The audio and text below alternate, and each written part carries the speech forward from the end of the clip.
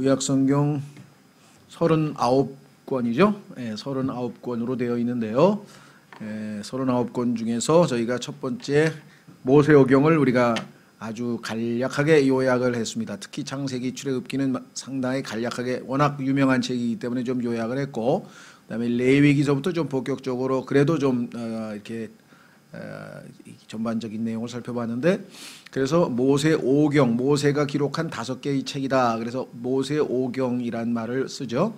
그래서 창세기, 출애굽기, 레위기, 민수기, 신명기 이렇게 5권입니다. 이 성경 배열 순서에 들어있는 하나님의 어떤 선하신 손길, 의도 이런 것도 여러분들이 좀 염두에 두셔야 돼요.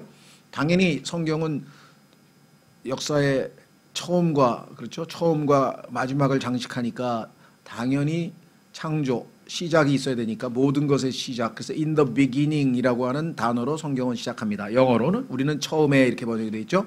in the beginning, 시작이 있어요.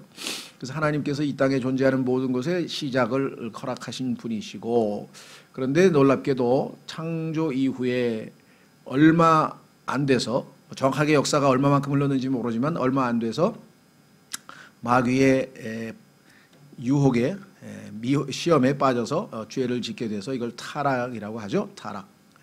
그래서 나중에 왜 마귀가 그렇게 일찌감치 등장했는가 하면은 성경에 따르면 원래 창세기에서 창세기 1장 1절과 1장 2절과 3절이죠. 그 사이에 마귀의 창조, 마귀의 타락, 마귀의 심판 이런 것들이 지금 사실은 숨겨져 있었는데, 그걸 우리가 갭이라고 하는 책에서 아마 공부를 하신 분들은 공부를 하셨을 텐데, 그런 것에 대해서 지식이 없기 때문에 그것을 공부한 분들은 마귀가 하나님에게 심판받았는데 하나님께서 이제 이 인간을 하나님의 형상대로 지으셔서 결국은 이 마귀와 마귀의 종들이죠. 마귀들인데 그 악한 천사들을 심판하시기 위해서 우리가 이제 하나님의 아들로서 그들을 심판하게 될 것이라고 고린도전서 6장에 나와 있는데, 이러한 모든 과정을 보면 당연히 마귀는 하나님의 형상대로 지음받은 인간, 그리고 그 인간을 통해서 오실 하나님의 아들 예수 그리스도 이와 같은 것을 알고 있기 때문에 인간을 시험해서 하나님의 뜻에서 멀어지게 하려고, 그렇죠? 하나님을 대적하는 자이기 때문에 성경에 따르면 하나님을 거역하는 자고 하나님을 대적하는 자고 하나님을 미워하는 자이기 때문에 하나님께서 새롭게, 그렇죠? 새롭게 재창조해서 인간과 하나님과의 그 어떤 그 돈독한 관계 이런 것들에 대한 시기심으로 결국은 인간을 타락에 이르게 했고 하나님의 마음을 상하게 한 거죠. 그러니까 하나님께서는 이에 굴하지 아니하시고 이제 이 가죽옷을 지으셔서 찾아오셔서 구속의 약속을 해주시고 이제 여자의 씨로서 오실 예수 그리스도에 대한 예언을 창세기 3장 15절에서 하셨습니다.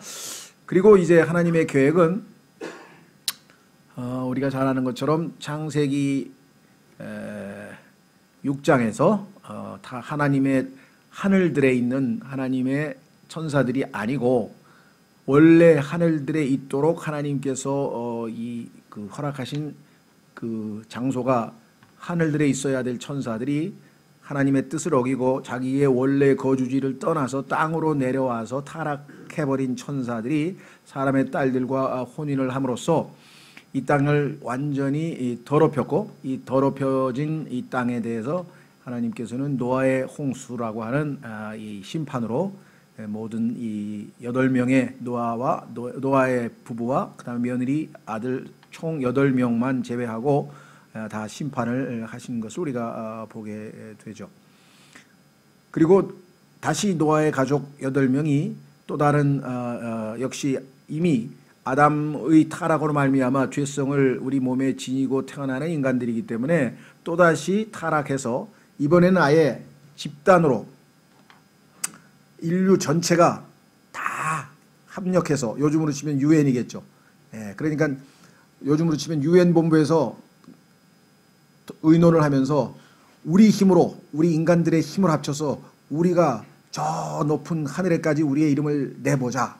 그러니까 인문주의 선언이죠. 그러니까 인류가 이 온 땅의 주인이고 우주의 주인이다. 그러니까 하나님 없이 인간의 이름을 드높이자라고 하는 것이 오늘날 이 시대의 정신이라고 한다면 이거는 이미 어디서부터 싹 텄냐면 바벨탑 사건에서부터 시작이 됐죠. 그래서 하나님께서는 이제 바벨탑까지만 인류 전체를 상대하시다가 하나님께서 계획을 경영 방침, 이 우주를 경영하는 방침, 그것을 하나님의 경륜이라 그래요. 경륜 또는 하나님께서 통치 계획, 통치 방식, 그 방법을 바꾸셨어요. 어떻게 바꾸느냐? 이 땅에 있는 인류, 모든 인류는 네이션스, 민족들로 이루어져 있습니다. 그렇죠? 지금도 약 300여 개 국가가 뭐 유엔 회원국으로 제가 들은 것 같은데, 뭐 우리나라의 한 유명한 그 외교관은 우리 전 세계 240개국을 여행을 했더라고요. 그래서 240개국의 여행기를 또 이렇게 써가지고 요즘 좀 유명 인사가 되신 것 같은데, 하여간 한 300개 정도 이제 유엔 가입된 민족들이 있다. 그러면 뭐 그 당시 바벨탑 당시에 뭐 한 100여 개 됐는지 모르겠습니다. 거기서 또 파송돼서 민족들이 나왔을 때니까, 하여간 뭐 100여 개라고 치면 그 민족들이 전체가 다 합쳐서 하나님을 반역을 했을 때 하나님께서 그 민족들을 이제 뭐라고 했냐면, 너희가 원하는 대로 하나님의 뜻대로 살지 않고 계속해서 하나님과 상관없이 자기중심적으로 이기적으로 살려고 하는 자들을 내버려 두셨다. 너희들이 하고 싶은 대로 해라 했더니 그때부터 막 어마어마하게 우상숭배가 이제 소위 말하면 nim롯이라고 하는 자가 등장하고, nim롯의 아내 세미라미스가 바벨론이라고 하는 종교를 창시하고, 그래서 막 인류가 우상숭배로 이제 기우는 시점에 하나님께서 그나마 컨트롤하다가, 우리도 그렇죠. 자식을 그래도 부모가 계속 간섭을 하다가 아이 이 맘대로 살아 그러면 그때부터 막 정말 엉망진창으로 살 거 아니겠어요? 그렇게 산 것이 인류의 역사예요. 그런데 하나님께서 포기한 건 아니고 하나님은 워낙 지혜로우시기 때문에 방식만 바꿨어요. 어떻게 방식을 바꿨느냐? 너희들은 네 멋대로 일단 살고 싶다 그랬으니까 한번 살아봐라. 얼마나 니들이 잘 사는가, 다시 말하면 얼마나 스스로 불행해지는가. 하나님의 간섭이 없이 살면 행복해질 것 같지만 가출해서 지멋대로 산 친구치고 나중에 보면 거의 뭐 감옥에 가 있거나 뭐 엉망진창 돼 있지, 뻔한 얘기 아니냐. 그러니까 하나님께서 허락하신 것이고, 그 대신 그 민족들 중에서 가장 숫자가 작은 민족, 그러니까 가장 약하고 가장 보잘것없고 가장 정말 누가 봐도 이렇게 이 약한 민족 하나를 하나님께서 뽑았어요. 그래서 이게 선민이라는 게, 선택했어요. 이유는 뭐냐? 제일 작았기 때문에, 제일 불쌍하기 때문에. 자, 그런데 놀랍게도요, 우리 이 시대에도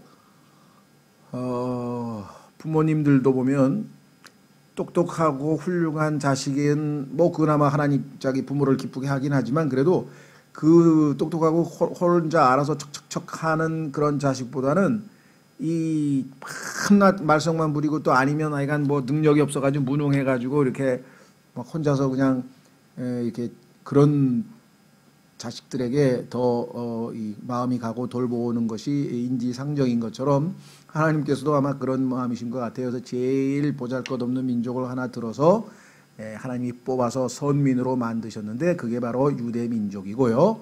그 유대 민족을 이제 이 조그마한 부족이죠. 조그마한 부족을 점점 키워서 네이션스, 민족으로 만드는 과정이 출애굽이에요. 그러니까 이집트로 내려가서 70명밖에 안 되는 아브라함의 후손이 이집트에 내려가서 출애굽할 때는 약 200만 가까이 되는 상당히 엄청난 규모의 이제 민족으로 등장했는데, 그것은 이 땅의 나머지 민족들, 그렇죠? 나머지 이 땅의 모든 온 땅에 흩어진 민족들에게 살아계신 하나님을 증언하는, 즉 하나님의 증인으로서 뽑힌 민족이 유대인이에요. 그러니까 이스라엘이 뭐 훌륭해서가 아니고, 뭐 우리가 뭐 특별히 이스라엘에 관심이 있어서가 아니라 하나님께서 택한 민족이기 때문에 그 민족을 하나님께서 어떻게 잘 다루시는가. 어떨 때 하나님은 복을 주시고, 어떨 때는 벌을 주시고, 어떨 때는 매를 때리시고, 어떨 때는 칭찬을 하시고. 그러니까 하나님이 이스라엘 민족을 다루시는 그 방법을 잘 보면은 하나님이 어떠한 성품을 가지고 계신지를 우리가 배울 수 있다 이거죠. 그러니까 이스라엘 역사를 공부하는 이유는 하나님이 어떠한 분이신가를 우리가 관심 갖고, 하나님을 알기 위해서 배우기 위해서 하는 거지 이스라엘 민족 자체에 관심이 있는 건 아니에요. 우리는 그런 의미에서 다만 하나님께서는 그 민족을 택하셔서 그 민족과 더불어 이제 하나님의 뜻을 이루어 가셔서 그 민족의 후손으로 예수 그리스도께서 하나님께서 인간의 몸으로 오실 때 하나님께서 선택한 그 민족의 일원으로 이 땅에 태어나시기 때문에 그 민족이 또 중요한 민족이 됐다 이 말이죠. 그러나 그 민족 자체로 보면 정말 전혀 효자는커녕 아주 말도 안 듣고 아주 정말 말썽쟁이고 형편없는 친구예요. 근데 뭐 인간들도 마찬가지예요. 하나님 보시기에는 그렇죠? 다 똑같아요. 그러니까 유대인이나 이방인이나 로마서 3장에 가면은 다 하나님 보시기에는 다 죄인이다. 결론은 결국은 예수 그리스도로 말미암아 구원을 받을 수밖에 없는 죄인이라고 하는 결론이 나온다는 것이죠. 자, 그래서 우리는 그 이스라엘 민족이 형성되어져 가서 점점 예수 그리스도께서 오실 때까지의 어떠한 역사적 과정을 거쳤는지 그 과정을 우리가 지금 보는 거예요. 그러니까 하나님께서 이스라엘 백성을 다루시는 그 과정 속에서 하나님이 어떠하신 분인가를 지금 역사를 통해서 배워나가는 거예요. 그래서 역사라고 하는 것은 영어로 history인데 history라고 하는 말은 역사라고 우리 보통 하는데 his story라 이거예요. 그분의 이야기라 이거예요. 그분이 주도해서 이끌어가는 이야기가 바로 역사다 이 말이죠. 그래서 성경에서는 이방인들에게 별 관심이 없어요. 예수님이 오시기 전까지는. 예수님 오시고 난 다음에는 복음이 모든 세계에 다 전파됐지만 그 전까지는 이방인들에 대해서 언급할 때는 항상 유대인과 연관이 있는 이방 민족에 대한 얘기만 나와요. 예를 들면 유대인들을 괴롭힌 민족이 뭐 아시리아라든가 바빌론이라든가 이런 민족이 나오지 뭐 일본, 중국 이런 얘기는 안 나온다고. 왜? 유대인하고 별 관계가 없었으니까. 그렇죠. 예. 그러니까 어쩔 수 없이 중동에 있는 그런 지역의 민족들 이름이 나올 수밖에 없는 것은 유대인과의 관계에서 유대인을 괴롭힌 민족, 유대인을 도와준 민족, 뭐 유대인과 뭐 화해한 민족, 뭐 이런 관계를 우리가 공부하다 보니까 그렇죠. 그래서 지금부터 우리는 어디까지 봤냐면은 여호수아를 통해서 이제 드디어 가나안 땅에 들어가서 하나님께서 예수님께서 오시면 천년 왕국을 세우실 그 땅을 이제 차지하도록 했는데 불순종하는 통에 원래 하나님이 의도하셨던 땅은 어디냐면 저 북쪽에 터키에 있는 북쪽 지역에 아라랏이라고 하는 산이 있다 그랬죠. 거기에 노아의 홍수에 보면은 노아의 이 방주가 거기에 걸려서 그렇죠. 산 꼭대기에 걸려서 머물러 있다. 뭐 그래서 지금도 그거 찾으러 다니는 사람도 있고 뭐 찾았다는 사람도 있고 뭐 온갖 하여간 얘기가 돌아다니지만 뭐 그거는 우리가 너무 신경 쓸 거 없고 하여간 거기.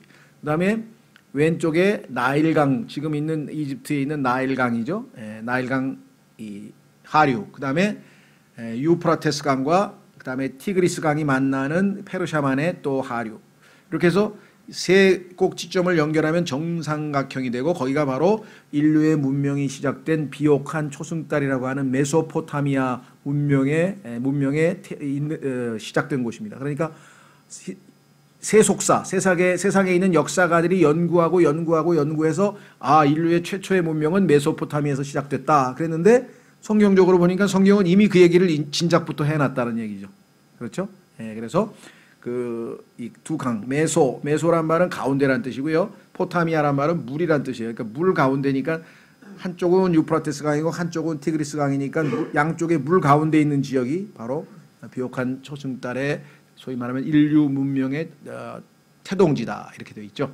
자, 그래서 이제 하나님께서 출애굽을 시킨 이스라엘 민족들이 가나안 땅으로 들어갔는데 그 가나안 땅에서 하나님께서 명하신 대로 전쟁을 해서 이방인 민족들을 싹 다 몰아냈으면 아주 산뜻하게 출발했을 텐데 속임수도 당하고 또 불순종하고 이러는 통에 완전히 다 내몰지 못하고 여전히 이 소위 말하면 하나님을 대적하는 즉 우상을 숭배하는 이방 민족들이 여기저기 흩어져서 이스라엘 민족 가운데 살고 있었습니다. 그렇죠? 그런 와중에 우리는 지난번에 출애굽기를 여호수아를 넘어서서 그 다음에 이제 사사기 시대로 넘어갔는데 사사기 시대에서는 지난번에도 봤지만 이스라엘이 어느 정도 땅을 분배받고 안정돼서 이제 뭐 우리도 이제 소위 말하면 유목민 떠돌아다니는 유목민에서 이제 정착민이 됐고 나라도 생겼고 우리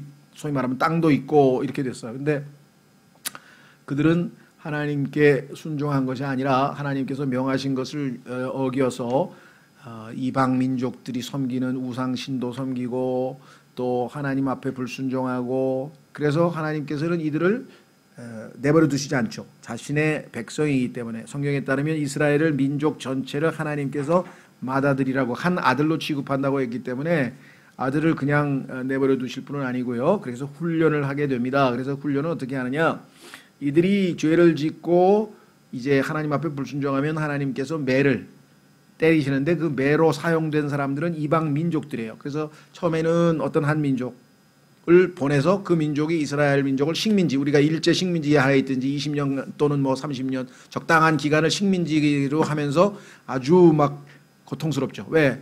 농사 지어봐야 다 가져가고 뭐 하여간 얼마나 힘들었겠어요. 그러니까 그런 수탈을 당하면서 힘들게 지내면 이스라엘 백성은 아이고 우리가 하나님께 죄를 지어서 불순종하고 이래서 이랬구나 하고 이제 정신 차려서 막 회개하고 막 회개 기도를 하면 하나님께서 진정으로 회개한 것이 보이면, 그렇죠? 네.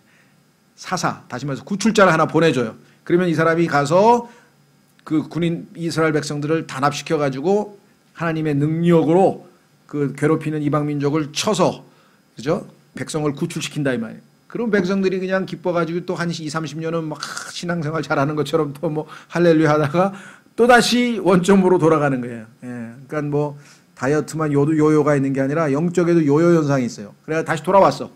그래가지고 또 엉망진창으로 사니까 하나님께서 또, 그래서 이것을 6, 7번을 반복하는 역사가 사사기예요.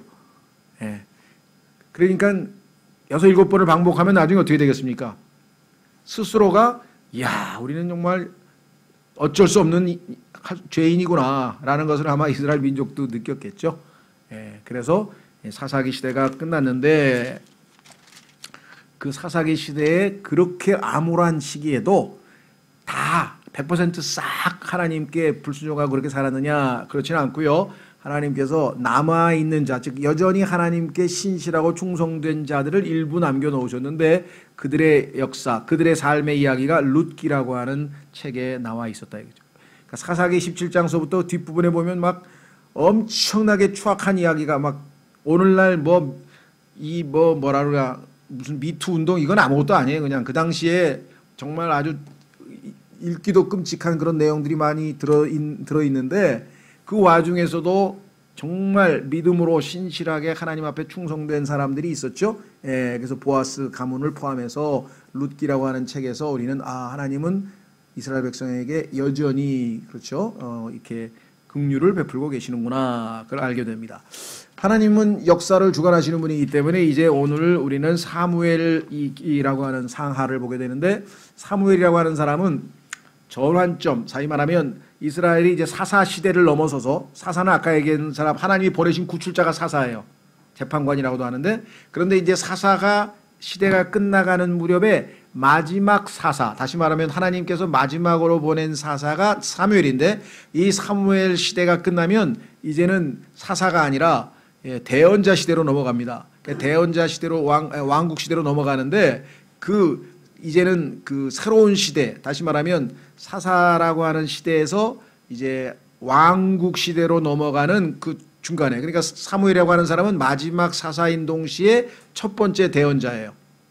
마지막 사사 첫 번째 대언자인 이 전환점에 이 사무엘이라고 하는 사람이 등장해서 사울이라고 하는 이스라엘의 최초의 첫 번째 왕에게 기름을 부어서 왕을 세우고, 하나님의 명령에 따라서, 그리고 그게 실패에 따라서 하나님께서 택한 두 번째 왕 다윗을 세우는 임무까지 마치고 또 역사의 무대에서 사라지게 됩니다.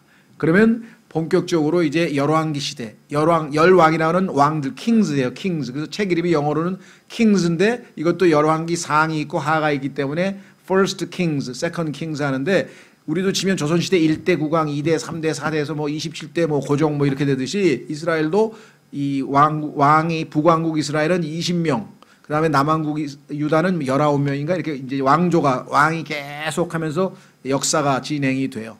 예.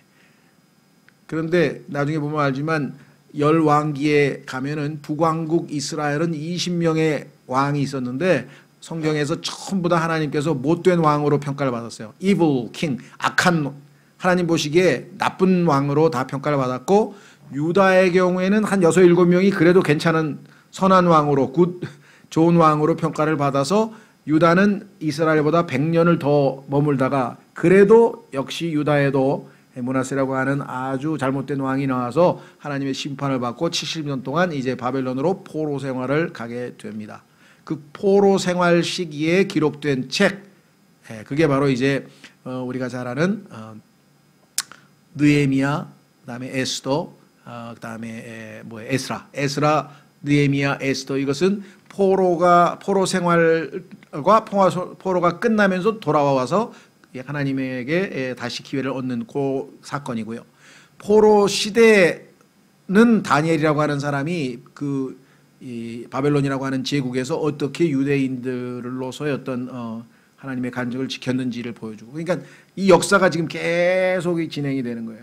그러다가 결국은 하나님께서 그 예수님 오시기 약 400년 전쯤에, 그게 말라기라고 하는 책인데요. 성경에 보면 일단 하나님의 유대인들에 대한 역사는 거기서 스탑하고 400년간의 침묵기가 이제 생깁니다. 400년 동안은 하나님께서 이스라엘 백성을 마치 그냥 내버려 둔 것 같은 생각이 드는데, 내버려 둔 건 아니지만 성경 기록은 거기서 멈춘다 이거죠. BC 400년에.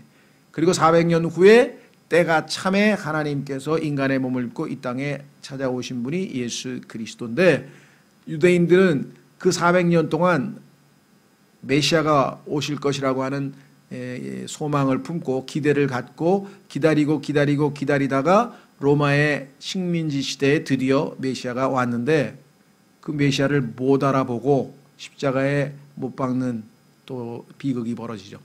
이게 이제 신약 구약이 넘어가는, 그러니까 이 역사를 우리가 지금 말라기까지 가는 거예요. 자, 그럼 전체적인 맥락을 보셨으니까 오늘은 사무엘상한데요. 이스라엘의 성년이라고 하는 것은 이제 유년기를 지나고 사춘기를 지나고, 사춘기는 말 안 듣는 사사기, 우리가 이제 비유를 하자면 그래요. 말 안 듣는 지독히도 말 안 듣는 그 시대가 바로 이 사사기 아니에요. 그러니까 이걸 사춘기로 표현한다면 이스라엘은 그래도 이제 왕이 세워지니까 왕국으로 들어가서 이제 성년기라고 이제 이 사람은 평가를 한 거예요. 성경에 있는 내용은 아니고 이 사람이 비유적으로 설명한 거예요. 예. 자, 교재를 보시면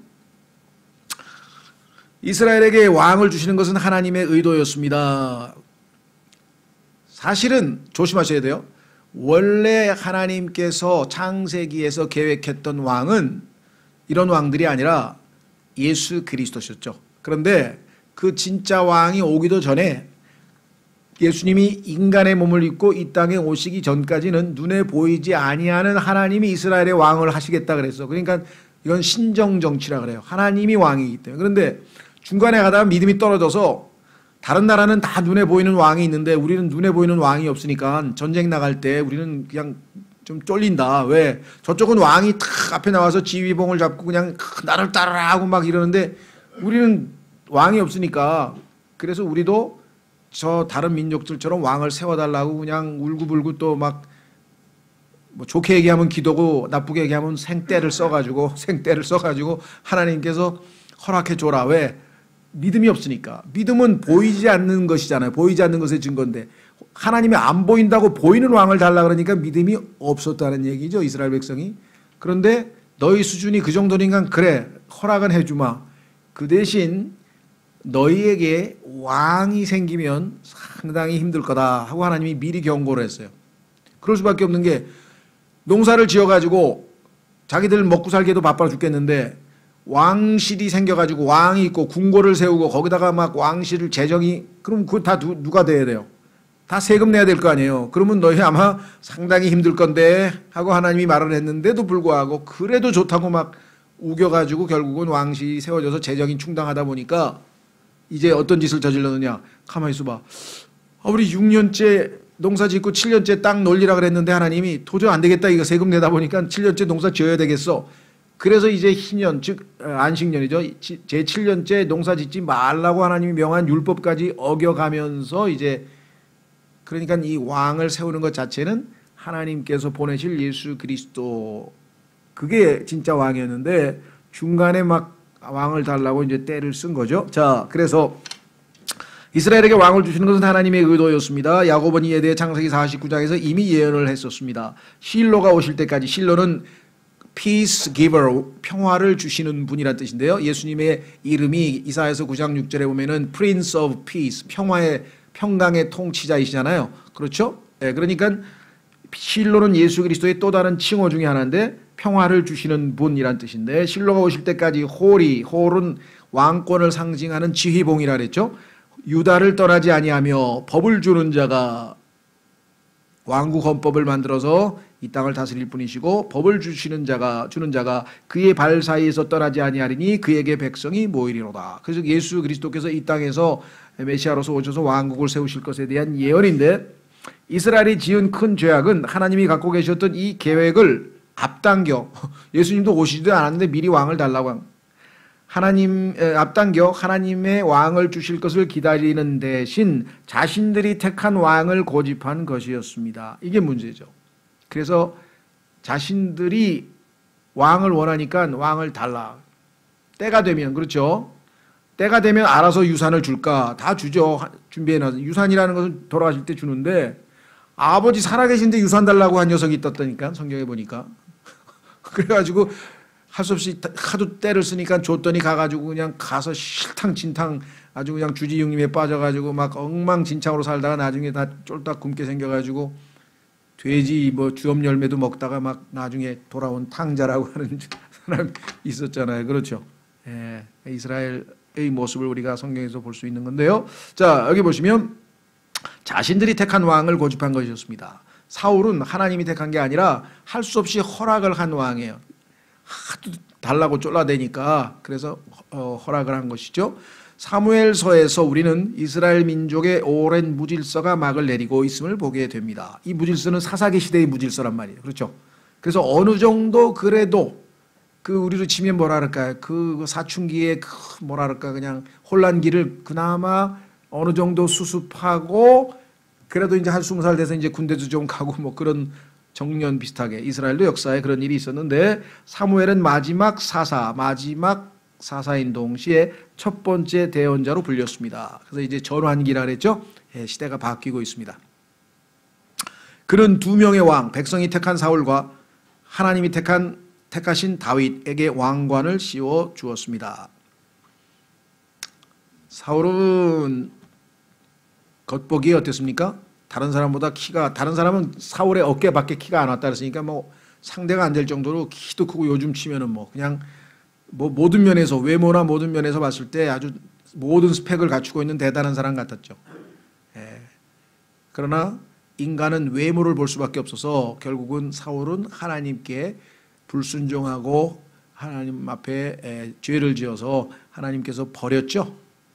그래서 하나님이 택한 왕은 사람들이 보기에는 그렇게 뛰어난 것 같지 않은 다윗의 8 아들 중에서 막내에 해당하고, 그죠? 형들이 자기들은 다 아버지 곁에 있고 저기 아버지 양치라고 부려먹는 그 막내 아들인 다윗을 하나님께서는 오히려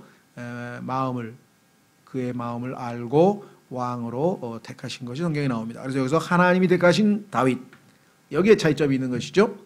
자, 그래서 사울이 택한 백성과 하나님이 택하신 다윗에게 왕관을 씌워 주었습니다. 자, 그래서 사무엘 상을 한번 좀 분석을 해보겠습니다. 사무엘 상은 사무엘기가 상하로 돼 있으니까 4사람의 이야기입니다. 주인공 등장인물이 4명인데 엘리라고 하는 제사장이 있었고, 사무엘, 그 다음에 사울, 그리고 다윗. 이들의 이야기는 서로 오버랩이 되어 짜여집니다. 그렇죠? 서로 같은 시대에 살았으니까 이 사람의 인생과 저 사람의 인생이 이렇게 엮여 있겠죠. 엘리와 사무엘, 사무엘과 사울, 사울과 다윗, 이 관계에서 많은 갈등도 생기고 막 여러 가지 문제가 생깁니다. 사무엘 상의 전체적 분위기는 실패입니다. 실패. 나중에 가면은 다윗도 실패했죠. 예, 훌륭하게 잘 가다가 이제 실패한 내용이다. 제사장의 직분이 엘리와 그의 아들들의 시대에 오면 너무나도 낮은 곳까지 가라앉게 됩니다. 제사장은 종교 지도자인데 도덕적으로 모든 면에서 본을 보여야 할 제사장과 그의 아들이 행실이 아주 형편이 없어가지고 먹혀 들어가질 않아요. 왜냐하면 아니 종교 지도자라고 그 국가의 정신적인 지도자가 될 사람이 자식들이 아주 정말 누가 봐도 도덕적으로 타락한 그러한 행동을 하니, 자 그래서 정말 지도자들이 저 밑바닥으로 가라앉게 되는데, 이스라엘은 대표자로서의 사울과 다윗 왕 역시 둘 다 실패했습니다. 왕들도 이렇게 물론 훌륭한 면도 있었죠, 다윗의 경우. 그러나 실패했습니다. 그러나 사울이 다윗보다는 더 큰 실패를 맛보았습니다. 둘을 비교하면 뭐 천양지차죠. 다윗은 정말 그 큰 실수가 3번 있었어요. 근데 굉장히 큰 실수였는데요. 예. 그래서 정말 아무리 훌륭한 인간도 결국은 참 부족하다는 것을 우리가 다윗을 통해서 배우는데, 사무엘은 대언자로서 왕들과 제사장들과 구별돼서 이 두 직분 위에서 권위를 행사하게 됩니다. 자, 대언자라고 하는 것은요, 정상적인 상태에서가 아니라 위기관리 시스템에서 등장하는 특별한 책무를 가진 거예요. 군인으로 치면 특수임무를 가지고 있는 사람이에요. 상태가 영적으로 안 좋기 때문에 하나님께서 특별한 임무를 지닌 이 대언자를 보내게 됩니다. 그렇지 않으면 제사장과 왕이 하나님 앞에 올바르게 행동하면 대언자를 하나님께서 따로 보낼 필요가 없어요. 그렇죠? 아니 그 관리들이 제대로 잘하면 왕이 암행어사를 파송할 필요가 없잖아요. 왜? 잘 돌아가니까. 그런데 뭐 판관오리가 있고 뭐 무슨 막 정치에서 막 횡령하고 뭐 백성을 막 괴롭히고 막 이러면 이제 암행어사를 보내듯이 그런 암행어사 역할을 하는 사람이 대언자였다는 거예요. 이 상태가 안 좋았다는 거죠. 하나님께서 그런 사람을 보내실 수밖에 없었던 것은 이스라엘 민족에게는 항상 영적으로 문제가 있었다. 그래서 대언자가 여기 나와 있네요. 등장했다는 것은 그 시대가 하나님 앞에서 실패임을, 그래서 이걸 바로잡기 위해서 보낸 암행어사 같은 존재가 바로 대언자인데, 그러나 사무엘이 아무리 위대했다고는 하나 그 역시 실패했습니다. 사무엘은 하나님으로부터 대언자로 임명을 받았으나 실패한 것은 뭐냐 보니까 요즘 말로 하면 자식 농사를 잘못 지었네. 자식 농사. 왜냐하면 그의 아들들이 아버지의 길들을 걷는 데 실패했고 결국 백성들이 왕을 요구토록 하는데 명분을 보태고 맙니다. 그 얘기는 뭐냐면 사무엘이 죽을 때가 됐는데 가만히 있어봐. 다음 지도자가 있어야 되는데 지도자는 없는데 가만히 있어봐. 사무엘의 아들들이 어떤가. 왜냐하면 그 사무엘의 아들들이 사무엘을 이어서 영적인 올바른 지도자가 됐으면, 소위 말하면 그러한 자격 요건을 갖추었으면 괜찮았는데 보니까 사무엘하고는 턱도 안 대고 영 형편없단 말이죠. 그러니까 아이고 당신의 아들들은 당신하고 달라서 우리가 이 지도자로 못 모십니다.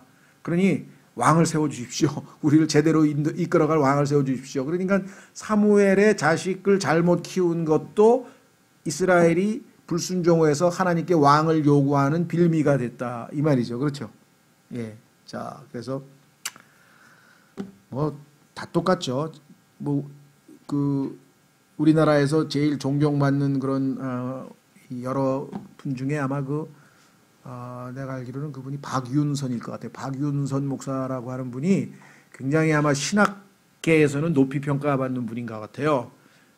그래서 목사나 신학계에서는 높이 평가받는 분인데 이분이 사실은 가정은 제대로 못 다스렸나 봐요. 그래서 그 딸이 자기 아버지를 고발한다 그러면 좀 그렇지만 하여간 좀 비판하는 그런 나의 아버지 박윤선 목사 뭐 이런 책을 하나 썼더라고요. 그래가지고 한번 읽어봤더니 하여간 그 가정적으로 가정에 대해서는 아니면 독선적으로 행동한 것 그런 모든 아주 좋지 않은 얘기가 잔뜩 써 있더라고요. 뭐 어디까지 믿어야 되는지 모르겠습니다. 그러나 딸이 바라보는 아버지는 뭐 목사 이전에 뭐 신학자 이전에 뭐 우리는 존경할 수 없다 뭐 이런 거겠죠. 그러다 보니까 뭐 교계에서는 너무나 하나님께 충성하다 보니까 가족을 못 돌본 거다 뭐 이래가지고 또 변명을 하는데 그 변명은 하나님 앞에는 안 통해요. 성경에 보니까 그렇잖아요. 예. 가정도 제대로 돌아보지 못하는 자가 무슨 교회 지도자를 하냐고 또 성경에 써 있잖아요. 그러니까 그런 핑계는 안 되는 것 같은데 어쨌거나 우리가 인간은 뭐 어차피 다 부족하니까 그래서 사무엘도 역시 이렇게 훌륭한 본을 보인 것만은 아니다. 그러나 사무엘 자체는 하나님께는 많은 칭찬을 받고 충성된 아주 영적인 거인임은 분명합니다. 그래서 우리가 비판할 때에는 성경에서 하나님께서 이런 면도 지적하고 있다는 것을 보는 거지, 함부로 뭐 사무엘도 뭐 좀 이렇게 얘기할 수는 없죠, 우리가. 자, 그래서 이 네 사람의 실패는 대언자, 제사장 그리고 왕으로서의 모든 직분을 완벽하게 수행하시는 예수 그리스도의 광채를 더욱 빛나게 할 뿐입니다. 예수님은 오셔서 이들이 실패한 부분에서 다 완벽하게 제대로 참 제사장이 어떤 분인가, 참 왕이 어떤 모습인가, 그렇죠? 참 인간이 어떤 모습인가, 이걸 다 보여주셨으니까 결국은 우리는 예수 그리스도를 의지하고 그분을 신뢰하는 거지 인간들을 의지하는 건 아니죠. 자, 그래서 그 분석 보겠습니다. 제사장 직분의 실패, 엘리. 제사장으로서의 엘리의 실패, 부모로서의 엘리의 실패, 여기가 앞부분에 나오고요. 두 번째는 제사장 직분의 형성. 드디어 이제 위기 관리를 위해서 아마행어사를 파송하기 위해서 제사장 직분이라는 게 생겼어요. 그러니까 최초의 제사장이 바로 누구? 대언자. 최초의 대언자가 사무엘이라 그랬죠. 마지막 사사이면서 최초의 대언자가 사무엘이니까 참 아주 특별한 인물을 타고났죠. 그래서요, 이 세무엘이라고 하는 이름이 서양의 유명 인사들 이름에 보면 엄청 많아요. 지난번에 오셨던 우리 세뮤엘 깁도 샘, 애칭으로 샘이라 그러죠. 샘 깁인데요. 뭐 세뮤엘 존슨도 있고, 하여간 이 사무엘이라고 하는 이름이 뭐 서양에서는 어마어마하게 아주 유명한 이름 중에 하나입니다. 우리 타사와르도 사무엘이죠. 사무엘 타사와르죠. 이름이 타사와르는 성이고 사무엘이 자기 이름이고, 그 동생 이름은 또 삼손이야. 삼손 타사와르. 집안이 정말 전부 다 성경에 나오는 이름을 다 지었어요. 자, 한 인간으로서의 사무엘 출생에 대한 얘기, 그 유명한 한나라고 하는 어머니의 기도, 뭐 아주 유명하죠. 한나의 기도. 소년 시절, 그다음에 대언자로서의 사무엘, 백성을 가르쳤고요. 백성에게 기다림을 가르쳤고 싸우도록 가르쳤고, 그다음에 백성에게 다가가서 그들을 돌봤고, 그리고 이제 하나님께서 허락하신 왕권을 수립하는데 사역을 감당했죠. 왕권의 확립, 사울, 다윗. 사울의 비극은 하나님께서 첫 출발, 우리가 초심이라 그러죠. 초심. 실패, 영적 생활에 실패가 됐던, 뭐 운동선수가 실패했던, 뭔가가 지속이 안 될 때 보면 다 초심을 잃어서 그래요. 그러죠. 옛날에 보면은 골프 선수들도 그냥 배고픈 시절에는 해가지고 챔피언 된 다음에 그 다음에 이제 막 엉망돼 가지고, 그렇죠. 그런 사람들 많아요. 어쨌거나 하여간 초심을 잃게 된 사울. 그래서 사울의 비극은 사울의 발견, 사울의 적합성의 여부, 사울의 실패가 나오고요. 그 다음에 하나님께서 택하신 다윗이 등장해서 다윗을 하나님이 훈련시키시는데, 하나님의 사랑하는 자로서 목동 시절에 양을 키우면서 어떻게 하면 나중에 자신의 양들이 될 백성들을 돌보는지를 하나님이 가르쳐 줬을 거 아니에요. 그래서 양 키우다가 막 사자가 오니까 그냥 사자를 그냥 잡아가지고 막 손으로 잡아 뜯는 막 엄청난 능력을 하나님으로부터 체험했죠. 다윗. 유명하잖아요. 그렇죠? 막 곰도 막 손으로 찢고, 그게 뭐 사람의 힘에서 나왔겠어요. 하나님께서 다 도와주셨는 건데, 목동 시절, 그 다음에 자아의 주인으로서 궁정. 사울 왕이 헷가닥 해가지고 정신이 좀 왔다 갔다 하니까 치료하기 위해서 하나님께서 다윗을 보내가지고 하프를 탁 해가지고선 이제 일종의 뭐 비서실장 비슷하게 하나님께서 세워주셔가지고 사울이 다윗을 의지하면서 살게 되죠. 그래서 궁정에서 어떤 왕으로서의 어떤 또 여러 가지 많은 걸 배웠겠죠. 그 다음에 이제 그 사울이 시기 질투해가지고 전쟁에 나가가지고 다윗이 골리앗을 물리치고 승리하니까 사람들이 그 여자들이 나와서 막 승리의 축가를 부르는데, 다 사울은 천천이고 사울이 죽인 적군은 천천인데 다울은 만만이다. 그러니까 가만히 있어봐, 이거 어떻게 된 거야? 내가 왕인데 나보다 더 많이 죽였을 때. 그래서 시기심이 발동해가지고 그냥 9번이나 죽이려고 그랬는데 다 하나님이 지켜주셨죠. 그래서 그 망명 시절, 쫓기는 왕으로부터 쫓겨다니는 시절에 그 다윗의 어떤 그 고난, 그게 있었기 때문에 나중에 훌륭한 왕이 되지 않았을까 싶어요. 그 고난이 없이 그런 훌륭한 인물이 되는 경우는 거의 드문 것 같습니다. 자, 그러면 이제 빨리 보겠습니다. 엘리, 사무엘은 어두운 시대에 그렇죠. 사사기 그 어두운 시대에 태어났어요. 당시 이스라엘의 제사장은 심약한 노인 엘리였는데 그의 아들들의 행실은 모든 사람들에게 스캔들거려. 예, 요즘 스캔들 미투 그런 거 비슷해요. 그래가지고 막 거기 성전에 막 저기 뭐야 제사 지내러 오는 여인네들하고 막 그렇게 그런 짓 하고 막 또 들어온 뇌물 막 저기 예물 막 꺼내가지고 자기가 막 멋대로 다 가로채고 막 뭐 별다를 게 없어요. 요즘이나 그때나 다 똑같아요. 인간은 어디를 가나 다 똑같아. 그래가지고 이런 짓을 했습니다. 사자가 아니라 사사입니다.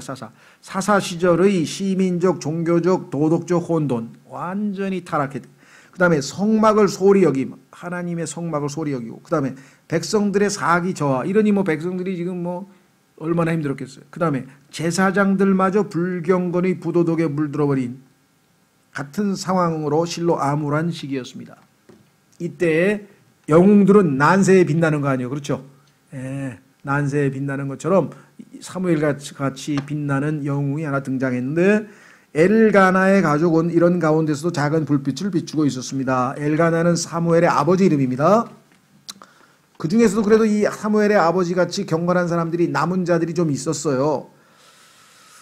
오늘날도 우리나라에도 좀 남은 자들이 좀 있나요? 모르겠어요. 이 정치가들 중에 좀 국회의원 300명 중에서 정말 딸을 존경할 만한 사람 몇 명이나 되는지 모르겠어요. 지금. 다음 하여간 우리나라에서 제일 특권은 많이 누리는 사람이 국회의원 같은데. 자, 그 다음에 보십시오. 어떻게 돼 있나? 그와 그의 사랑하는 아내 한나는. 그래서 또 서양 사람의 여자 이름에는 한나가 엄청 많아요. 예, 본받기 위해서. 근데 생활은 그렇게 하는지는 잘 모르겠어. 근데 약간 이름은 한나야. 뭐 한나 스미스도 있고 약간 유명한 약간 한나. 자, 그런데 이 한나는 경건한 사람들이었습니다. 두 사람. 그래서 그녀는 열심히 있는 기도를 통해 불임을 극복하고 사무엘을 얻게 됩니다. 열심히 기도해서 얻은 사무엘을 하나님께 바치겠다. 그래서 이제 하나님께 바쳤는데 헌신하는 경배자를 술 취한 자로 착각했다는 것은 엘리의 영적 상태가 어떠했는지를 잘 보여줍니다. 한나가 막 기도하고 있으니까 엘리가 나이가 늙어가지고 이제 영적인 분별력도 다 떨어져가지고 이러고 보니까 뭐 중얼중얼 되는 것 같아서 술 취한 줄 알고 중얼중얼 기도하고 있는데 술 취한 줄 알고 야단을 쳤어. 그랬더니 저는 기도하고 있는 겁니다, 제사장님. 그러니까 깜짝 놀라가지고 그 정도로 분별력이 없으니 기도하는 사람을 술 취한 사람으로 착각할 정도면 이게 지금 제사장이 영적인 수준이 지금 분별력이 있는 겁니까 없는 겁니까? 그렇죠. 자, 엘리가 자신의 자식들을 잘못 키웠음에도 불구하고 엘리의 수하에 사무엘을 수확시킨 한나의 믿음과 강건함이 돋보입니다. 그래도 제사장이기 때문에 제사장 밑에서 배워라. 그래가지고 엘리에게 보냈어요. 훈련시키기 위해서 어린 아들을.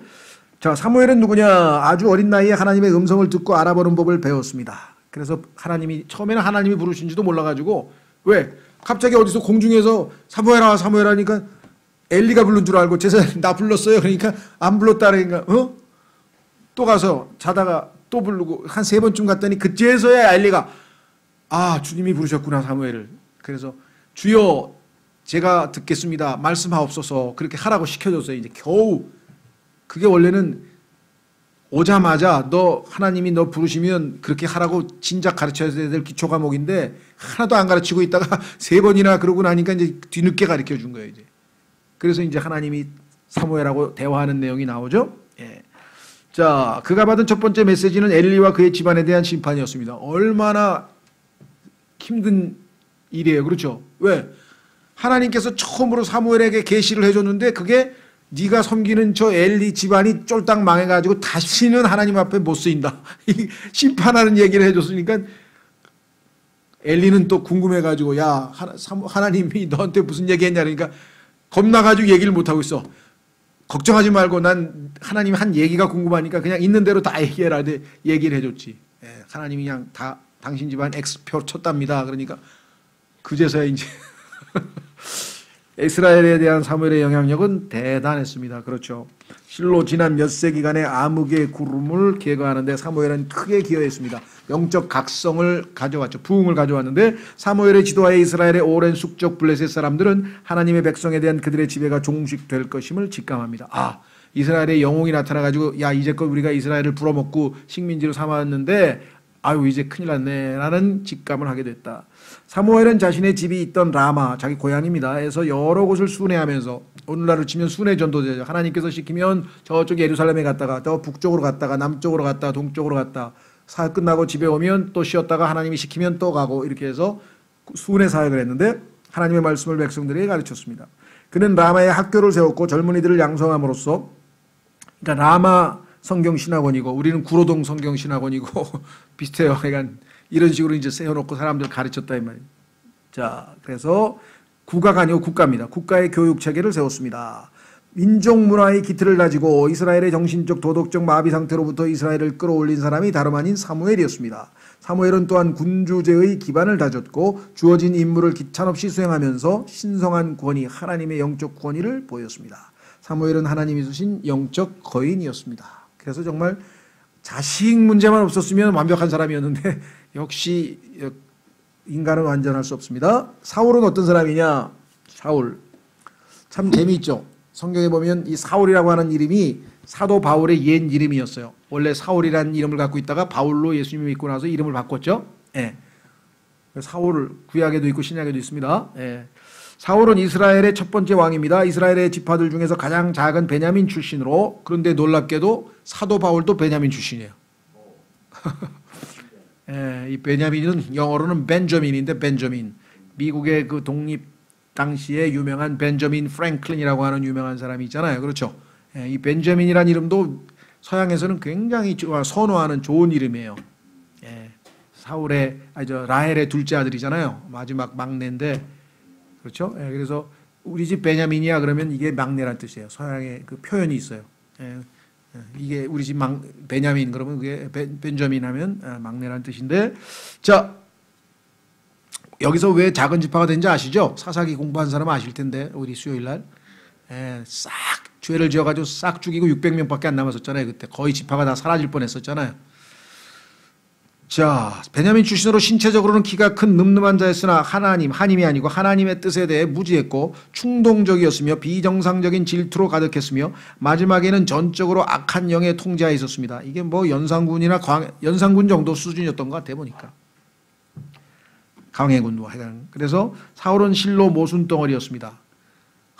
다윗아 네가 나를 살려줬구나 뭐 훌륭하다 했다. 좀 이따 질투가 생기면 또 죽이러 가고 또 다윗이 죽일 기회를 이렇게 하나님이 두려워서 그냥 하나님께 기름 부음 받은 자는 손 안 대겠다 그래요. 또 살려주면은 또 죽이러 가고 하여간 그런 첫 시작은 더할 나위 없이 좋았습니다. 그는 사무엘로부터 지혜롭고 경건한 조언을 얻을 수 있었고 초기의 승리는 눈부셨습니다. 그를 몰락시킨 두 가지 큰 죄는 첫째로 주제넘은 행동. 주제넘은 행동은 뭐냐면요, 전쟁에 나가야 되는데 제사장이 하나님께 기도를 해야 될 거 아니에요. 하나님 이번 전쟁에 나가면 승리하겠습니까? 하나님하고 기도를 해야 되는데 사무엘이 올 때까지 기다려야 된단 말이야. 근데 사무엘이 오지도 않았는데 불안하니까 자기가 대신 제사장 역할을 해서 자기가 기도를 해버린 거야.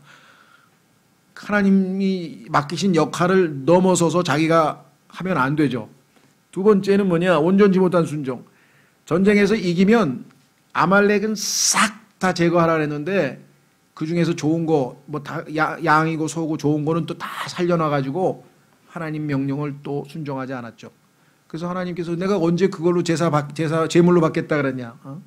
제사보다 순종이 더 나은 줄을 모르느냐 했던 그 유명한 말이 여기 나오는 거죠.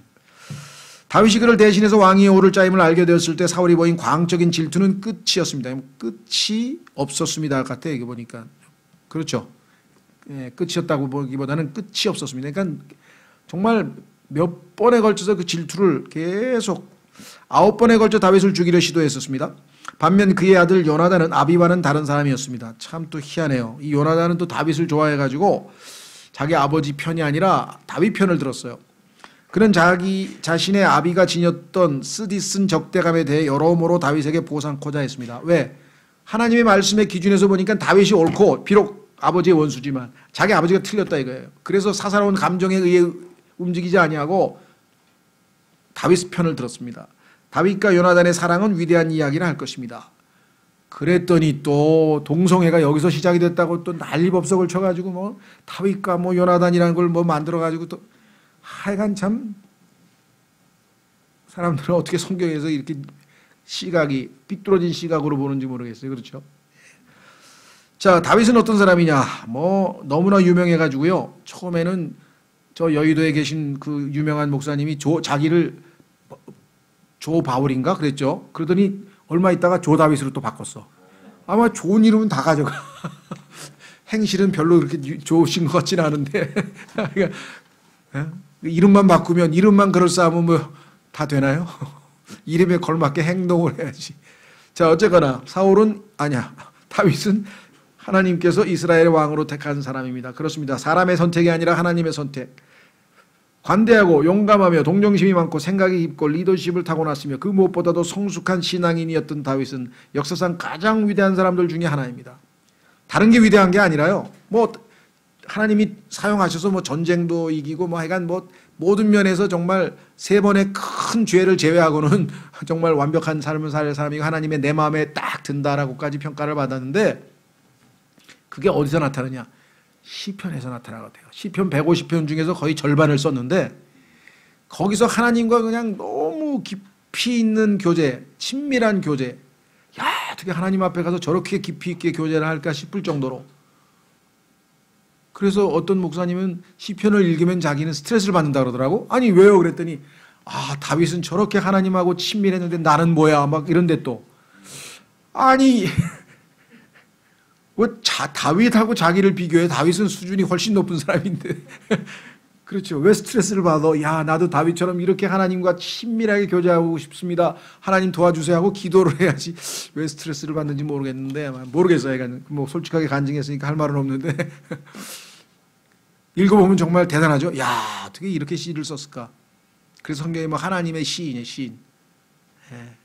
자, 그래서 이 다윗으로부터 일련의 왕들이, 다윗의 후손들이죠, 나타나는데 그 중에 제일 유명한 것은 솔로몬이겠죠. 그 다음 아들이죠. 더군다나 주 예수 그리스도마저도 마태복음에서 볼 수 있듯이 그의 왕권을 다윗으로부터 물려받게 됩니다. 그래서 다윗의 왕좌에 앉으실 분이라고 성경에 써 있잖아요. 다윗의 왕좌에 앉으실 분. 그래서 성경에 보니까 마태복음에서 어떻게 했습니까? 아브라함의 후손인 다윗의 자손 예수 그리스도의 세대에 관한 책이라. 마태복음 1장 1절에 예수 그리스도가 다윗의 자손이다 이렇게 써 있죠. 다윗은 목동으로, 예수님도 목동이셨죠. 영적인 자, 내가 목동이라 목자라 그랬죠. 궁정신하로 그리고 도망자로서 사무엘상에 등장합니다. 이 3가지 3단계 훈련을 받았죠. 그렇죠? 군대 가면 처음에 가서 제식 훈련 받고 2번째 총검술 받고 3번째 유격 뭐 이래가지고 3단계 좀 받고 그래야 이제 군인 돼서 나오는 것처럼 하나님께서 다윗을 이렇게 귀히 쓰셨네요. 이 3단계를 통해 하나님께서는 그가 왕으로서의 자격을 갖추도록 교훈들을 가르치셨습니다. 유대 산지에서의 다윗의 경험들을 통해 다윗은 하나님을 사랑하게 됩니다. 오랫동안 손에 하프를 들고 밤낮으로 주님을 묵상한 다윗은 많은 시를 지었습니다. 들판에서 야수와의 싸움에서 승리한 다윗은 갓 사람 골리앗이라는 거인과의 싸움을 싸울 훈련을 받은 셈입니다. 궁정신하로서의 지혜로운 행동으로 사람들의 마음이 다윗에게 기울자 사울은 더욱 다윗을 두려워하고 질투하게 됩니다. 망명객으로서의 그의 경험을 통해 그는 사람을 지도하는 법을 배웠고 강한 자들의 무리가 그에게 모여들어 결국 그가 권력에 오를 때 핵심 역할을 맡게 됩니다. 그러니까 어려운 시대 때 다윗과 함께 뜻을 했던 자들이 나중에 왕국이 세워졌을 때 다 자기 측근들로서 왕을 보좌하는 그러한 체계를 갖추게 되었죠. 실로 다윗은 인간으로 보자면 모든 이의 선망과 칭찬의 대상이었습니다. 하나님의 마음에 합한 자라는 말을 들을만 했습니다. 초반에 다윗도 참 훌륭했는데 권력의 최고 절정에 달했을 때 마귀에게 그냥 한 대 얻어맞고 그냥 엄청난 죄를 지었죠. 정말 일생에 씻을 수 없는 그런 죄를 짓게 되는 것이 최고로 자기의 모든 면에서 높아졌을 때입니다. 성경에 써 있잖아요.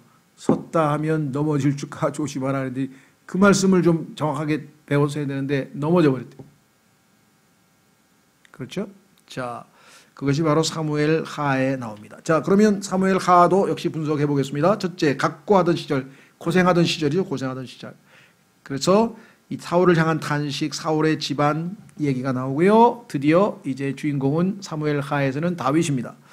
번영의 시절 5장에서 12절까지 왕위에 오르게 되고 다윗이 그 다음에 확신, 언약, 정복들, 동정심, 비판자들, 범죄. 이 범죄가 이제 사무엘 하 11장에 등장하는 그 유명한 밧세바의 사건이죠. 그건 뒤에 가서 설명을 하고요. 그 다음에 위기의 시절, 여러 가지 위기가 있었는데 친족과의 문제가 있었고 왕국과의 문제가 있었고 그랬습니다. 그래서 다윗도 뭐 모든 면에서 우리가 참 존경하고 성군이라고 하고 뭐 하나님의 마음에 합하고 우리가 당연히 존경하고 배울 뿐이지만 또 우리에게 좋지 않은 그러한 나쁜 본도 보여서 우리가 역시 인간의 한계를 보게 되는 것 같아요. 자, 그래서 사무엘 하는 다윗의 왕위에 오르고 다윗의 통치에 관한 내용이 주 내용입니다. 근데 그 중에서 이제 치명적인 것이 바로 아까 바세바와의 관계에서 지은 죄라고 했고요. 그 이후에도 계속해서 다윗은 왕국을 굳건하게 세워서 이제 그의 아들에게 물려줄 모든 준비를 갖추어 놓게 됐죠. 그래서 솔로몬이 바로 예수 그리스도를 예표하는 것은 솔로몬이 소위 말하면 예수님께서 오실 천년 왕국 시대를 미리 리허설하게 됩니다. 완전히 태평성대 최고의 이스라엘의 최고의 태평성대가 바로 이 솔로몬이죠. 그러니까 다윗은 준비했어요. 왕국을 정복하고 전쟁에서 다 준비해 놨는데 다윗이 하나님의 성전을 짓고 싶어 가지고 짓겠다 그랬더니 하나님께서 너는 피를 너무 많이 흘렸기 때문에 전쟁에 나가서 하도 전쟁을 많이 하고 피를 많이 흘렸으니 너는 네 아들이 지을 수 있도록 모든 재료를 다 준비만 해놓고 성전은 네 아들이 짓게 하마. 이렇게 해서 하나님께서 말씀합니다. 그래서 예수님은 솔로몬은 평강의 왕이잖아요. 그렇죠? 예. 예수님께서 천년 왕국을 다스리실 때 평강의 왕으로 오시죠. 그러나 그 직전에 아마겟돈에서 다윗처럼 모든 원수를 쳐부시고 그 다음에 그러니까 예수님은 한편으로는 심판하시는 예수님은 다윗, 평강의 왕으로서의 예수님은 솔로몬 이렇게 되는 거예요. 예수님은 너무나 위대하신 분이기 때문에 성경 전체로 다 설명을 해도 설명이 안 되는 분인데 여기서 우리는 다윗 요소가 있고 예수님은 또 솔로몬의 여러 가지 측면도 예수님이 갖고 계신다.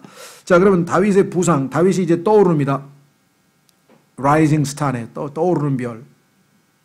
사울이 죽자 유다 지파는 다윗을 왕위로 올립니다. 이미 다윗을 하나님께서 사무엘을 통해서 딱 한 것을 알고 있으니까 사울이 죽자마자 우리는 다윗을. 그런데도 사울의 후손들은 어떻게 했겠어요? 쉽게 권력을 내려놓기는 쉽지 않았죠. 그래서 어떻게 했냐? 그러나 다른 지파들은 사울의 아들인 이스보셋의 지도하에 사울의 왕족의 남은 자들과 밀착하게 되고 그 결과 약 7년간의 소모적 내전이 발생합니다. 7년 동안 다윗을 따르는 사람들은 소수, 유다 지파, 베냐민 지파, 그 다음에 나머지 10지파는 다 북쪽에 사울을 따르다 보니까, 사울의 후손을 따르다 보니까 정말 이 내전이 7년이나 있었는데요. 그러나 하나님께서는 한 단계 한 단계 이제 권력을 다윗에게로 넘기셨죠. 그의 장수 아브넬과 이스보셋은 결국 살해되고 맙니다.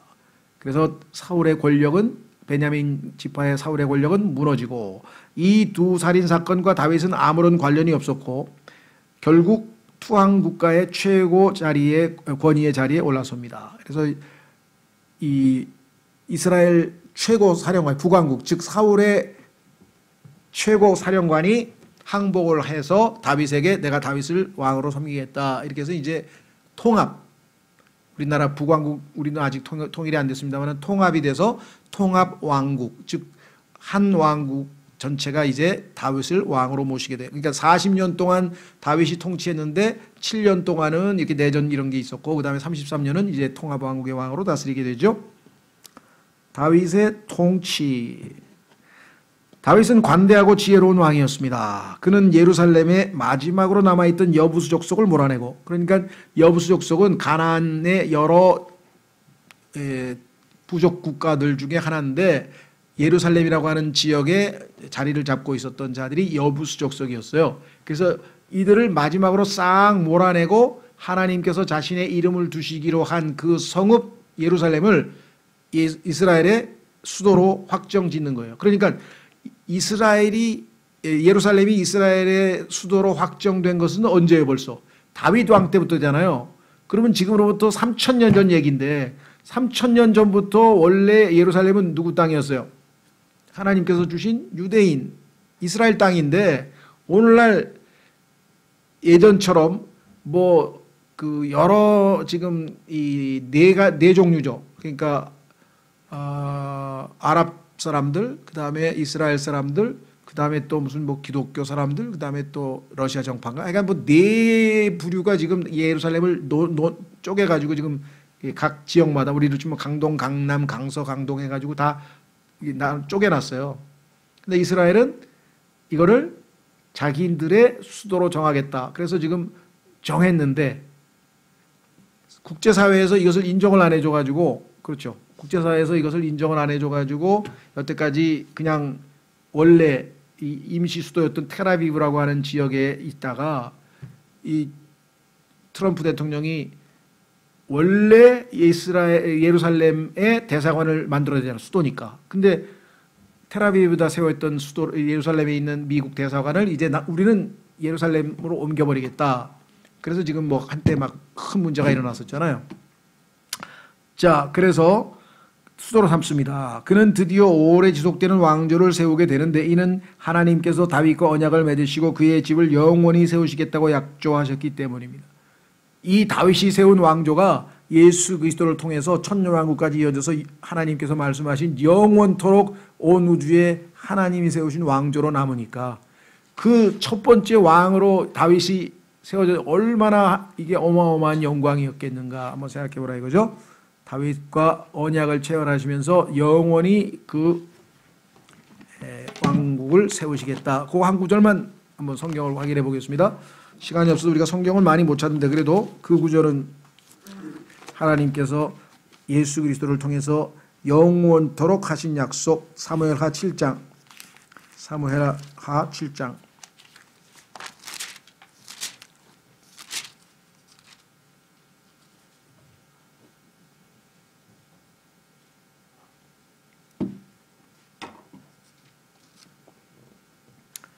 사무엘하 7장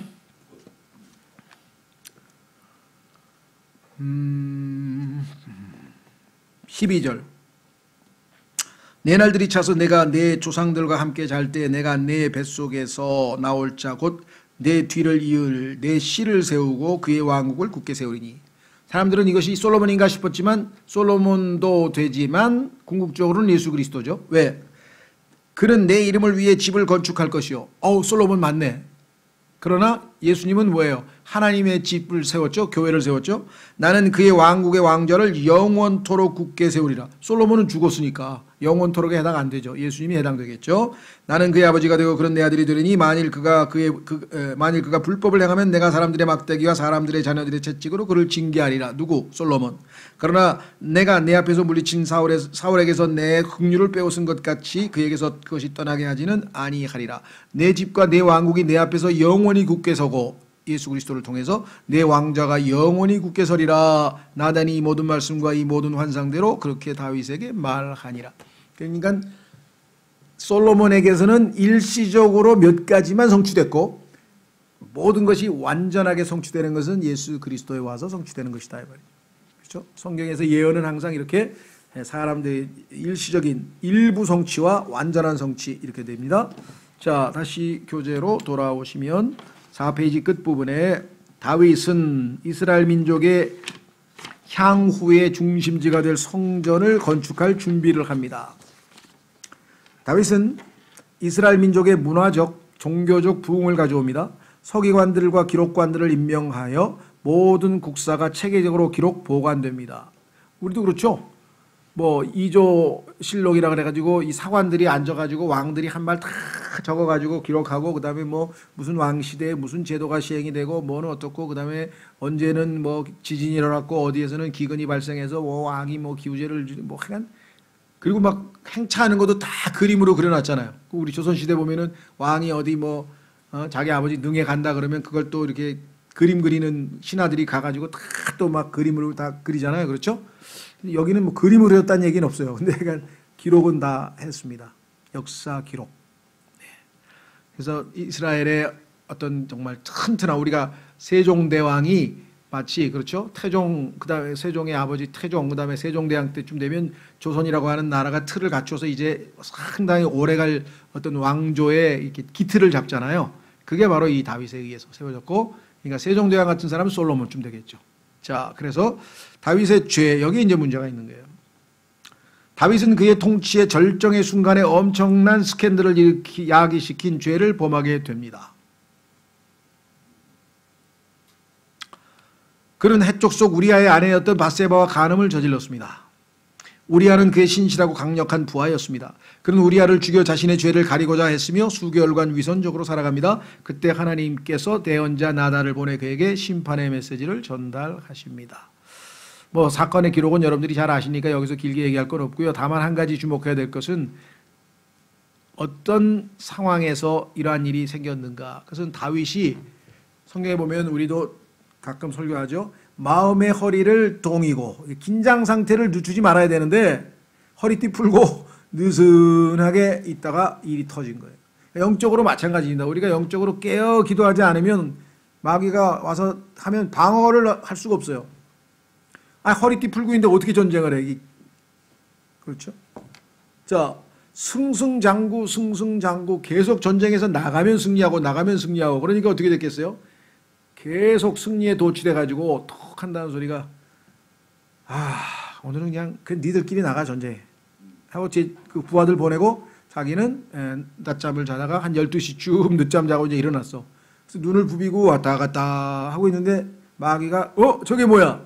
멀리서 여인이 목욕을 하는 모습이 보이는데 보니까 무슨 충청남도 도지사만 그러나요? 저게 뭐야? 그랬더니 갑자기 그렇죠. 그때 그 순간에 늦잠 자고 영적으로 다 느슨해져 가지고 이게 성령 충만이고 성령이 충만해야 그런 순간에 뭐예요? 하나님 두려운 줄 알고 거기서 이겨낼 힘이 생길 거 아니에요. 도덕적으로 그렇죠? 순간적인 충동이 느껴지더라도 하나님 앞에 이건 죄다 하고 딱 절제를 했을 텐데 이미 상태가 이게 완전히 노출된 그래가지고 불러오라 그래가지고 왕의 이게 요즘 얘기하는 위력에 의한 간음이죠. 위력. 왕이 부르는데 어떻게? 그렇죠? 그래서 결국은 그런데 좀 너무나 또 역사의 아이러니가 그러고 났는데 임신을 했다. 아기를 가졌습니다. 왕의 아기를 가졌습니다 하고 연락이 왔어. 야 이거 큰일 났는데 이거 어떻게 하지? 그래서 어떻게 했어요? 요게 잘못된 지혜입니다. 요게 요런 꾀를 많이 부르는 사람이 있어요. 탁 머리를 굴린 거예요. 가만히 있어봐. 그래 저 우리아 남편 우리아에게 특별 휴가를 줘라 하고 딱 또 사령관한테 지시가 났어. 그러니까 탁 휴가 너 아주 전쟁 아주 공로를 많이 세웠기 때문에 특별 휴가를 준다 하고 이게 다 거짓말이죠. 위장 아니에요. 딱 보내. 그런데 집에 들어가서 밥은 먹고 나왔는데 잠은 또 바깥에서 텐트 치고 야영을 한다는 거야. 그래서 야 미쳤냐 너 오랜만에 왔는데 왜 너 내 부하들이 내 상관이 지금 전쟁에서 야전에서 전쟁하고 있는데 내가 지금 부인하고 들어가서 한 입을 덮고 잠자가야 되겠습니까? 왕이시오? 꾸중을 하니까 왕이 또 할 말이 없잖아. 이게 충성된 부하가 있었나? 아이고 이틀째 계속 그러는 거야. 아이고 안 되겠네. 할 수 없다. 편지를 썼어. 사령관에게. 얘 최전방에 내보내서 싸움이 치열해지면 너희들은 몰래 물러나와라. 그래서 죽게 만들어라. 완전 이건 빼도 박도 못하고 이렇게 살인을 통보가 왔잖아요. 죽었다고. 그렇죠? 그래가지고 아무렇지도 않게 지내는 것 같더니 하나님께서 가만히 계실 분이 아니죠. 그래서 나단이라고 하는 대언자를 보내서 또 비유를 들어가지고 이 사람이 와가지고 손님이 왔는데 자기 양도 많은데 그 자기 양은 안 잡고 이 가난한 집에 겨우 양 한 마리 가지고 그냥 먹고 사는 집에 가서 그 양 뺏어다가 양 잡아가지고 손님 대접을 했다 그러니까 그런 놈은 죽어야 돼 하면서 왜 원래 의로운 사람이니까 하고 흥분했더니 바로 당신이 그런 사람입니다. 지금 부인이 10명이나 즐비하게 있는데 왜 남의 아내를 뺏었느냐. 하나님께서 그랬잖아요. 네가 원하면 난 더 부인을 줄 수 있었는데 왜 하나님이 금하신 남의 아내를 손댔으니까 그것 때문에 다른 사람들이 나를 하나님을 모욕하는 빌미를 주었다. 저런 사람이 하나님이 세우신 왕이래. 그럼 하나님의 이름에 먹칠을 하는 일을 저질렀으니 이게 가장 이제 두려운 거예요. 자, 그래서 정말 우리가 생각할 때 다윗이 어떻게 이런 일을 저질렀지? 똑같은 인간이기 때문에 그렇죠. 거기다가 또 그런 거짓말까지 해서 살인까지 했잖아요. 그러니까 구약에서는요 간음과 살인은 용서받을 방법이 없어요. 그냥 죽는 거예요. 살인. 사형.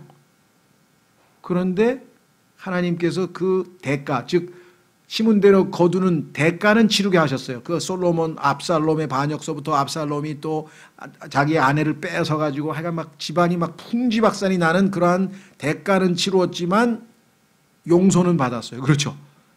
용서는 받았는데 그것이 바로 이제 우리의 구원의 영원한 보장과 신약에서의 교리와 맞물려 떨어진 것이죠. 다윗에게 하나님이 보여주신 확실한 자비. 죽어야 되는데 죽지 않고 면하게 해준 그것이 바로 신약 시대의 우리에게는 구원 이후에 우리가 죄를 짓더라도 그것과 상관없이 전적으로 하나님의 긍휼에 의해서 우리가 영원히 구원받는다는 교리와 맞물려 떨어지는데, 그래서 하나님이 보낸 심판의 메시지를 통해서 여기에 이제 다윗의 위대함이 있는 것이에요. 보세요. 나단의 사역은 성공을 거두었습니다. 다윗은 부드러운 양심을 지녔기에 눈물로 회개하였으나 그 후유증을 겪어야 했습니다. 자, 시편 51편으로 가겠습니다. 눈물로 회개하는 그 시가 시편 51편이에요. 성경에서 가장 유명한 회개하는 시잖아요. 여러분 어떠세요? 자기가 왕인데 제사장이 와가지고 자기 죄를 지적했어요. 그러면 뭐예요? 그 제사장 죽이면 되는 거 아니야. 칼로 대언자 그냥 죽이면 끝인데, 다윗은 왜요? 하나님을 두려워하는 사람이기 때문에 거기서 자신의 죄를 인정하고 회개를 하는 겁니다. 거기서 사울과의 차이죠. 자, 시편 51편. 악장에게 준 다윗의 시. 그가 밧세바에게로 들어간 뒤에 대언자 나단이 그에게 왔을 때 지은 시.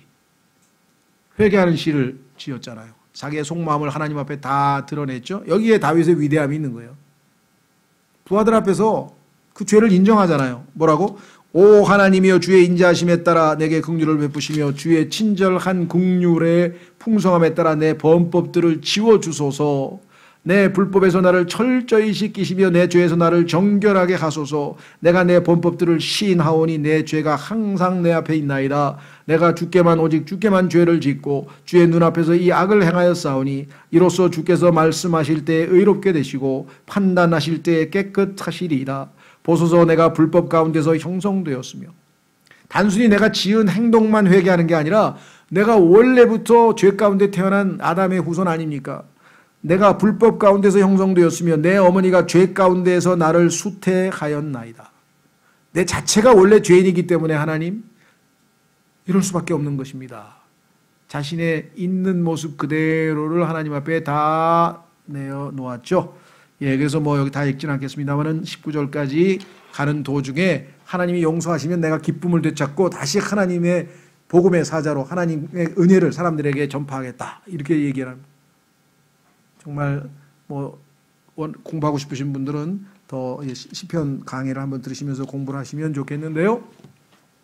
어쨌거나 다윗은 이 면에 있어서는 정말 위대하죠. 그래서 다 하나님 앞에 고백을 했습니다. 조심하십시오. 그러나 심은 대로 거두는 법이에요. 그러니까 우리가 상처를 입잖아요. 그러면은 그 상처가 아물기는 아물죠. 얼마 있다가. 그러나 거기에 뭐가 남습니까? 흉터가 그대로 남잖아요. 흉악하게. 그러니까 다윗도 하나님으로부터 용서는 받았지만 그 지은 죄로 인해서 다윗에게는 항상 뭐가 붙어요? 간음을 저질렀고 살인을 저질렀다. 그게 아예 붙어 다니잖아요. 그렇죠? 자, 그래서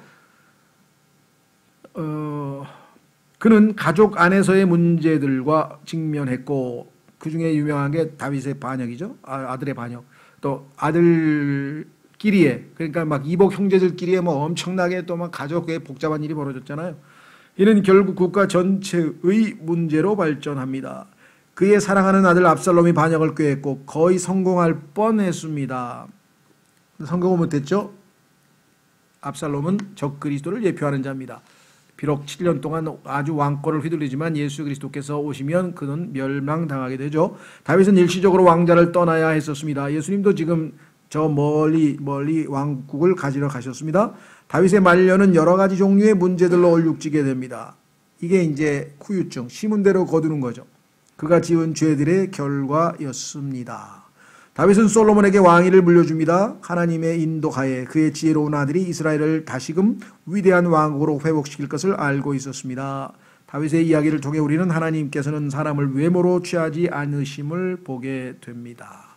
그렇죠? 자, 뭐 길게 우리가 더 자세하게 할 수 있지만 기본적인 개념만 잡고 넘어갑니다. 마지막 성경 구절 하나 잡고 마치겠습니다. 하나님은 외모를 보시지 않는 분이시다 라는 위대한 교훈. 다 사무엘상으로 가겠습니다. 사무엘상 16장. 신약에서도 그런 얘기 나오죠. 사무엘상 16장. 야고보서에 보면요, 하나님께서 꾸짖는데 어떤 사람이 막 금반지 목걸이 막 화려하게 막 교회 오니까 아유 어서 오세요 막 상석에 앉으세요 막 그리고 막 험하게 오니까 아이 저 뒤쪽에 가서 앉든지 말든지 너희가 그런 짓을 하니 어찌 악한 자가 아니냐 하고 성경에 써 있잖아요.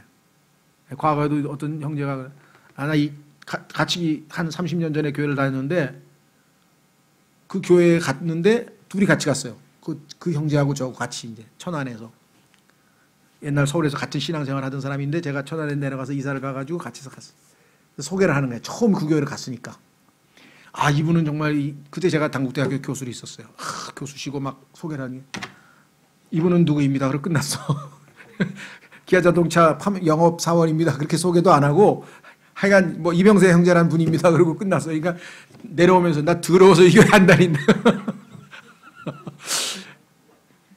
그게 일반 교회에서 그런 걸 가지고 판단 얼마나 우스워요. 그렇죠. 그게 악하다고 성경에 써 있는데도 그 짓을 하니 교회가 성경을 아는 건지 모르는 건지 참 그렇잖아요. 그리고 교회 온 사람이 무슨 그런 얘기를 뭐하러 해요. 뭐 직업이 뭔지 그게 무슨 왜 중요한 거야. 그렇죠. 예. 그게 지금 이 시대가 영적으로 얼마만큼 지금 형편없는지. 예? 그냥 뭐 사회 저명인 사람 그냥 구원받은 지 한 달도 안 됐는데 장로님 시켜주면 되겠어요?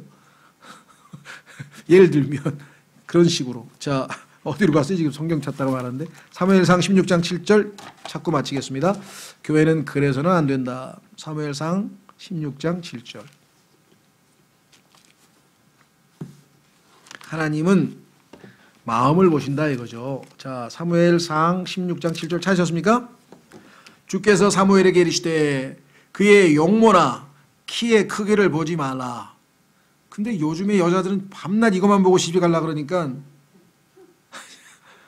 뭘 그렇게 조건을 따져가지고 봐요. 하나님이 마음을 보랬는데 대부분 이 조건을 갖춘 애들이 마음이 별로 안 좋더라고 내가 보니까. 주는 사람이 보는 것처럼 보지 아니하나니 사람은 겉모습을 보나 주는 마음을 보느니라. 그렇죠? 신앙만 본다 그러고 뭐 다른 것도 많이 보더라고. 그래서 다 시집장가를 못 가는 것 같아 보니까. 마음만 보면 저희 교회에 이 신앙적으로 훌륭한 사람들이 많은 것 같은데 하여간 이 위대한 구절이 여기 들어가 있어요. 하나님은 마음을 겉사람을 보는 게 아니고 그래서 정말 우리 그리스도인도 마찬가지입니다. 이 사람들 대할 때 그렇죠? 함부로 대하면 안 돼요. 마음을 우리가 봐야 되고요. 자, 그래서 오늘은 사무엘 상하, 다음 시간에는 열왕기 상하, 그러니까 이스라엘의 왕들의 그렇죠? 북왕국, 남왕국 그 38명의 왕들의 역사니까요. 내용을 읽으면 그냥 우리 조선시대 역사 읽는 것 같아요. 어떤 왕이 뭐 전쟁을 해가지고 전쟁에 졌다. 그 다음에 그의 아들이 또 이어서 왕이 됐다. 남쪽 왕국에서는 누가 왕이 됐다. 누가 왕이 됐다. 뭐 맘 그 얘기야. 근데 가끔 가다가 이제 중요한 내용이 나오죠. 자, 나중에 이제 공부하겠습니다만은 열왕기 상하를 읽었는데 역대기 상하에도 보면 똑같은 얘기가 또 나와. 아유, 하나님께서 뭐하러 또 썼을까? 근데 달라. 역대기 상하는 주로 유다, 즉 하나님께 그나마 그래도 순종했던 유다 왕국의 내용이 거의 대부분이에요. 북왕국은 악한 형편없는 왕국의 얘기는 그냥 짧게 11개에서 끝나고요. 역대기는 같은 내용인데 유대 왕들의 역사가 한 번 더 반복이 되는데 이번에는 똑같은 사건을 놓고 사람들이 보는 관점에서 쓴 것이 열왕기라고 한다면 하나님이 보는 관점에서 쓴 것이 역대기예요. 그러니까 역대기는 상당히 영적으로 분별력이 있지 않고는 뭐 기록 내용이 같은 사건인데 보는 각도가 달라요. 하나님이 보시는 각도, 우리가 보는 각도가 달라요. 예, 그래서 요거는 나중에 우리 한번 또 공부하겠습니다. 다음 시간에 자 마치겠습니다.